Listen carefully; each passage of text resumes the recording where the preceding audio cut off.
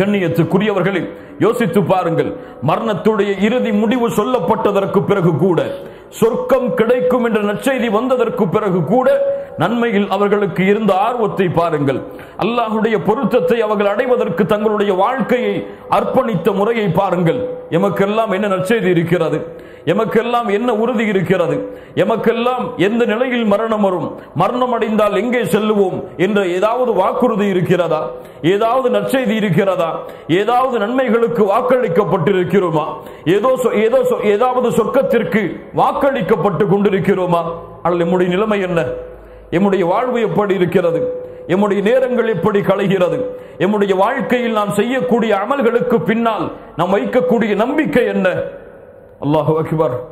எவ்வளவு ஈமானை குறித்து நற்செய்தி சொல்லப்பட்டாலும், தக்குவாவிற்கு அங்கீகாரம் கொடுக்கப்பட்டாலும், சொர்க்கம் உண்டு என்று வாக்களிக்கப்பட்டாலும், சஹாபாக்களுடைய நிலைமை, ஒரு சஹாபியை உதாரணம் காட்டினால் போதும். உமர் இப்னுல் கத்தாப் ரலியல்லாஹு அன்ஹு அவர்களுடைய நிலைமை என்ன? சொர்க்கம் குறித்து நற்செய்தி சொல்லப்பட்டது, ஈமானை குறித்து நற்செய்தி சொல்லப்பட்டது, இல்மை குறித்து நற்செய்தி சொல்லப்பட்டது, ஷஹீதாவாக நற்செய்தி சொல்லப்பட்டது. அல்லாஹ் ரப்புல் ஆலமீன் ஒரு நபியை அனுப்பினால் எனக்கு பிறகு உமரே உன்னைத்தான் அல்லாஹ் தேர்ந்தெடுப்பான் என் நற்செய்தி சொல்லப்பட்டது. ஷைத்தான் உன்னை கண்டு அடுத்த தெருவிலே விரண்டு ஓடுகிறான் என்று நற்செய்தி சொல்லப்பட்டது. சொர்க்கத்தில் உன் மாளிகையை பார்த்தேன் என்று நற்செய்தி சொல்லப்பட்டது. ஆனால் உமர் தான் முனாஃபிகா என்று சிந்தித்தார்.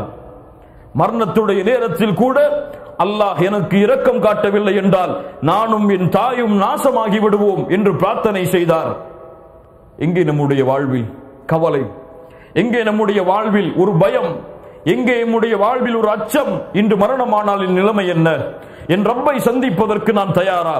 என் ரப்பிற்கு முன்னால் நான் செய்த அமல்களுக்கு கூலி நிறுத்தப்படும் பொழுது அந்த கூலியை முறையாக அல்லாஹ்விடத்திலே கொடுப்பதற்கு நான் தயாரா? என் ரப்பு என்னிடத்திலே கேள்வி கேட்டால் அந்த கேள்விகளுக்கு பதில் சொல்ல நான் தயாரா? எனக்கு அல்லாஹ் ரப்புல் ஆலமீன் வலது கரத்தில் புத்தகத்தை கொடுப்பானா, இடது கரத்திலே புத்தகத்தை கொடுப்பானா? இந்த நிமிடம் என் மரணம் ஏற்பட்டால் என் நிலைமை என்ன? யாருக்கு அச்சம் இருக்கிறது? யாருக்கு பயம் இருக்கிறது? 5 நேர தொழுகையை தொழுகிறேன், எனக்கு அல்லாஹ் உயர்ந்த சொர்க்கங்களை கொடுப்பான் என்ற எண்ணம். ஏதோ சில சதக்காக்களை செய்கிறேன், அல்லாஹ் என்னுடைய அமலை அங்கீகரித்து எல்லோரை விடவும் என்னை உயர்த்துவான் என்ற எண்ணம். இன்று மரணமானாலும் எல்லா விசாரணையும் எனக்கு எளிதாக்கப்படும் என்ற எண்ணம். யாருக்கு உறுதி இருக்கிறது? யார் உறுதி கொடுக்க முடியும்? அல்லாஹ்வுடைய தூதர் முஹம்மது ரசூலுல்லாஹ் ஸல்லல்லாஹு அலைஹி வஸல்லம் அவங்களுடைய வாழ்க்கையில் நடந்த ஒரு நிகழ்வை சொல்லவா? இமாம் முஸ்லிம் ரஹிமஹுல்லாஹ் பதிவு செய்கிறார்கள். உம்முல் அலா என்ற அன்சாரி பெண்மணியுடைய வீட்டில் உஸ்மான் இப்னு மத்ஊன் ரலியல்லாஹு அன்ஹு அவர்கள் அடைக்கலமானார்கள். முஹாஜிர் தோழர் அன்சாரி பெண்ணுடைய வீட்டில் அடைக்கலமானார்கள். உம்முல் அலா உஸ்மான் இப்னு மத்ஊன் நோய்வாய்ப்பட்ட போது கவனிக்கிறார்கள். அந்த நோய்வாயிலேயே உஸ்மான் இப்னு மத்ஊன் ரலியல்லாஹு அன்ஹு மரணித்து விடுகிறார்கள்.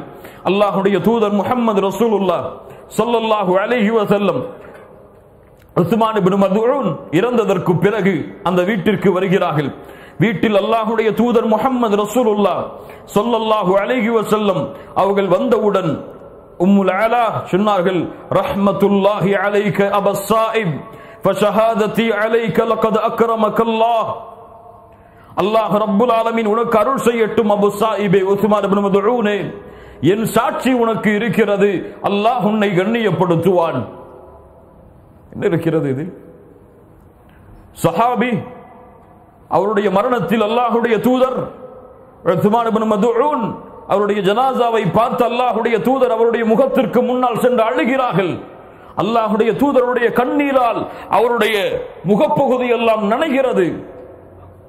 அவர்கள் சொல்லுகிறார்கள் உஸ்மான் இப்னு மத்ஊன் அவர்களை பார்த்து, உஸ்மான் இப்னு மத்ஊனே, அல்லாஹ் உனக்கு அருள் செய்வான், என் சாட்சி உனக்கு இருக்கிறது, அல்லாஹ் உன்னை கண்ணியப்படுத்துவான்.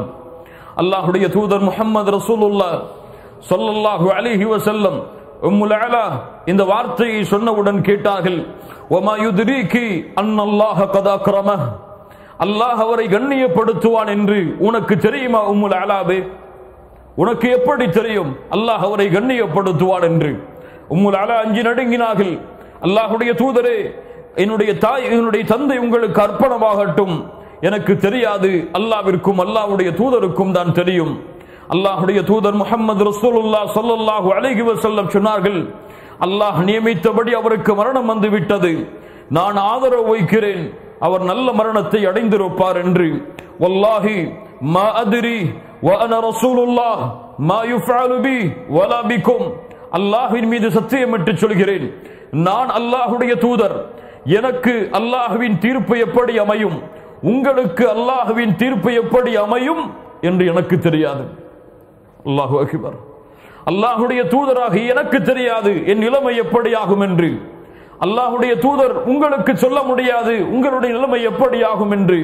நீ எப்படி சொல்கிறாய் உம்முல் அலா, அவரை அல்லாஹ் கண்ணியப்படுத்தி விட்டான் என்று.